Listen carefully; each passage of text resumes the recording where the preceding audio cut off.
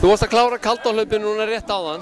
Hvernig fannst þér stemningin og brautin og veðrið og allur sá pakki?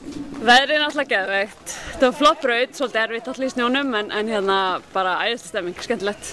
Þetta er í fyrsta skiptið sem ég tók þátt, þannig að maður getur þetta aftur. Hvað kom þetta á óvart í rauninni sko að hlaupa leiðin? Já, í rauninni. Ég hélt þetta yrði bara eftir veginum alla leið sko. Þannig að það var gaman að fara inn í skóginn og þá leið alla. Það var mjög skemmtilegt. Varstu með gatta eða eitthvað undir skónum? Já, ég neld. Fannst þér að muna miklu? Já, þetta var svolítið hált sko. Hált svona undir snjólæginu.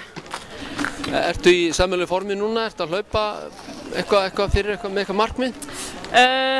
Nei, þetta er svona tiltölulega rólegt núna. Maður fær ekki alveg á fullt áramótin. Við Björg vinkona vorum að komast inn í New York haf í mars. Þannig að já, maður setur allt í gang áramótin. Í hvaða hlaupahópi ertu? Stjörnunar. Hvernig starfið þar? Það er mjög flott. Það er hrikalega flott. Það eru 2 æfingar í viku, ein inni og ein úti og svo ein styrstaræfing. Og svo laugardagshlaupin skipulögð, þannig í rauninni er þetta 4 skipulagðar æfingar á viku. Og þú reynir að taka þátt í öllum þessum æfingum yfir veturinn, eða ekki? Jú, algjörlega. Finnst þér að skipta máli, skila miklu? Já, ekki spurning. Og að taka styrstaræfingarnar inni líka, bara breytir öllu. Og formið í dag bara þokkalegt? Það er svona alveg þokkalegt. Það er engin löng hlaup, en maður svona reynir að mæta á þessar æfingar. Flott, takk fyrir þetta.